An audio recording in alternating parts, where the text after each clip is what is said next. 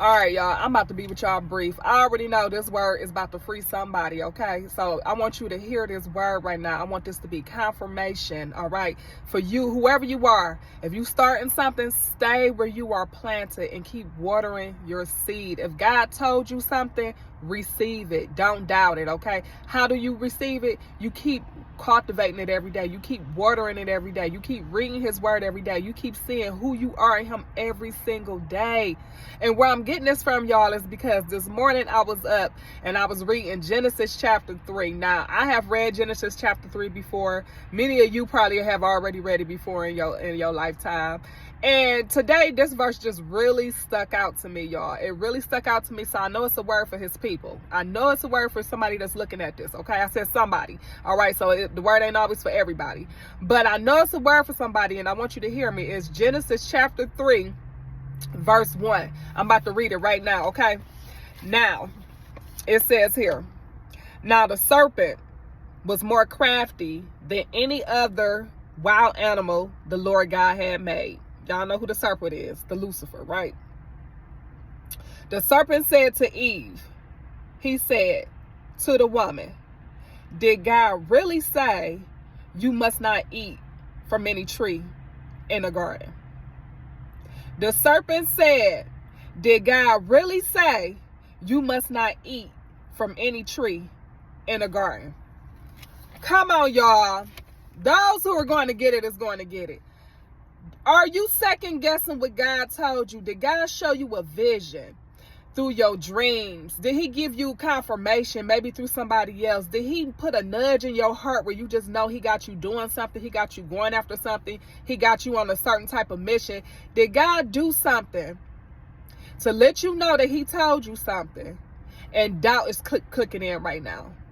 The serpent is whispering in your ear. And he's saying, did God really say that you was about to get a promotion? Or other people is in your ear, because you know enemies come to people and they say, oh, did God really say that that's your spouse? You might even be married to the person right now, and here goes second guessing coming. Did God really tell me to marry this person? You do not listen to anything other than what God has showed you. That's what I'm trying to tell you. That's why it's not safe to even be on social media listening to all these different prophecies from all these different people, because it'll knock you off your focus, and it'll take you from what you know that God already told you, okay?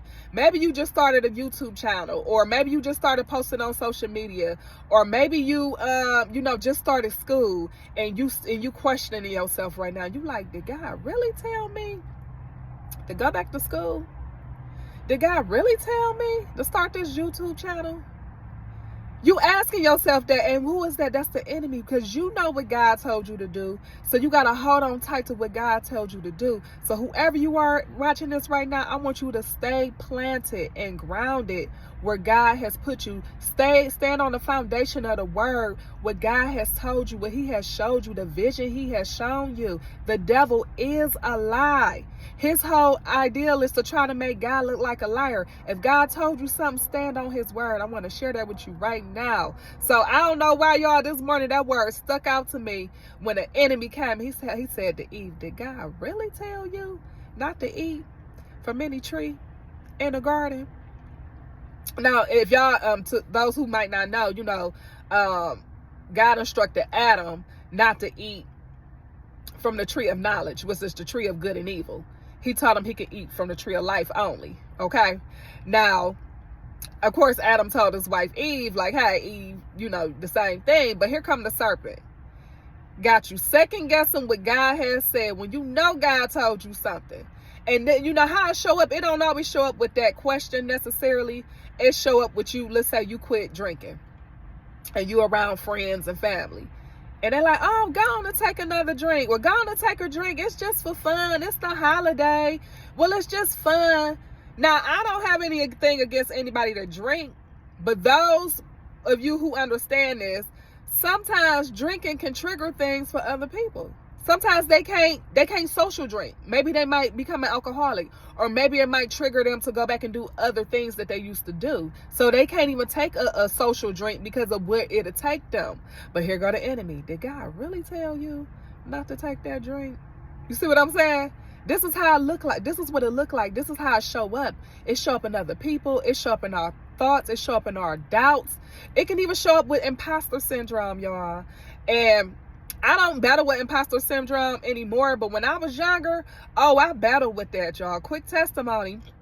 When I was in sales, anybody know about selling insurance, y'all know that is pretty hard to go out and sell, okay? Anybody who know anything about multi-level marketing, y'all know that is challenging for somebody to get up and to be getting rejected by people and have to learn how to become business attractive, and learning how to, get people to buy your products, learning how to get people to, buy into your vision and come on your team with you. That takes hard work and dedication, okay?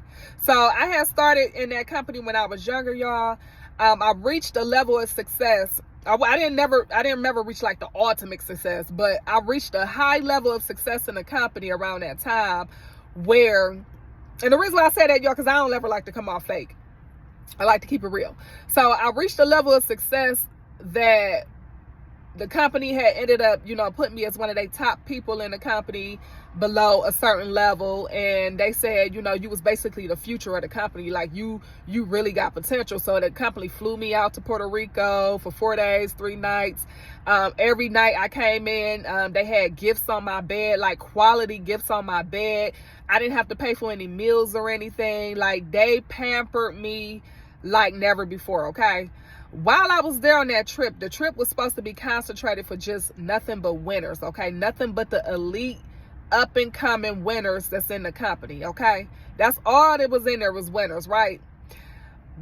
While I was there, imposter syndrome stuck in, y'all. And I'm just using my testimony, my experience. And some of you who watching this, maybe you might be even in your winning season right now, you starting to feel imposter syndrome. The enemy like, did God really say that you're supposed to be here right now? And that's what happened to me. I feel like the enemy started, in my head, with me thinking, doubts. It was like, I looked around, I was a minority there. I was just about the only single black female there, okay? Most people that won those kind of trips were couples, okay? So it was 2 people working in business together. Not only that, it was majority, white people and some Latino people. It wasn't that many black people. And any of y'all know anything about sales, y'all know mainly that's a man's job. You know what I'm trying to say? So in my head, I'm like, did God really tell me? Like, am I really supposed to be here right now?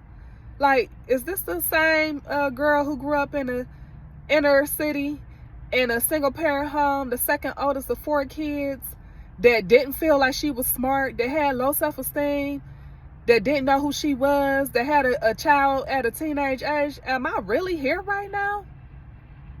Am I really here right now? So imposter syndrome stuck in. So I shared that testimony to let you know right now, even if you're in your winning season right now, because there's different levels to it. The higher you, what's that saying? New levels, new devils. So the higher you go up, the more the enemy coming, okay?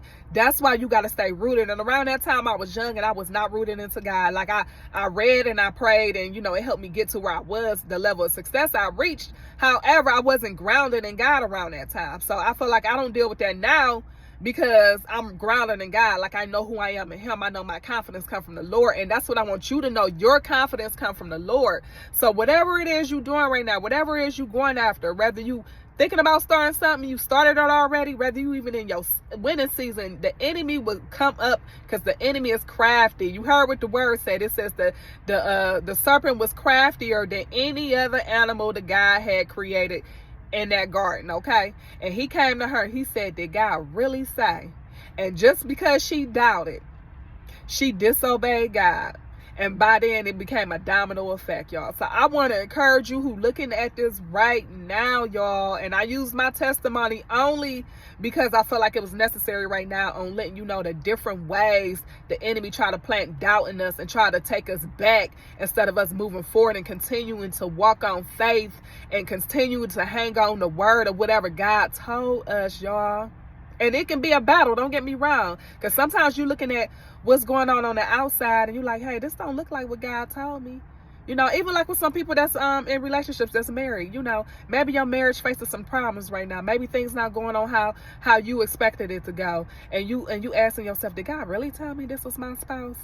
Maybe your spouse acting a fool right now. And look, y'all, I ain't even married, but I'm right. This is where the Spirit is leading me right now. Maybe he acting a fool right now. And the enemy like, did God really tell you? And I want you to go back. As long as it ain't nothing toxic, y'all. Let me be clear. But I want you to go back. And I want you to stand on the foundation of what God told you before you got with that person. Stand on what he told you. Y'all got to understand the enemy comes to kill, steal, and destroy. He comes to try to make God a liar. But what the word tells us, it says God is not a man that he shall lie, y'all. And y'all can Google that one right there. It says God is not a man that he shall lie. So anyways, I'm about to head out, y'all, because I got to head to the gym, and I hope I'm not late. But I wanted to get on here and share this with somebody real quick, encourage somebody. Of course, y'all know I'm hoping it was articulated how I planned on it in my head, because I was just thinking about it, and I was so excited to share this word with y'all. But I pray that it encouraged somebody. I pray that you just hold tight onto whatever it is the Lord told you, and stand firm on his word, y'all, and keep staying planted and keep watering that seed every single day, okay? And in the meantime, y'all, I hope y'all are having a great and amazing day, y'all. And I will see y'all in the next video. Okay.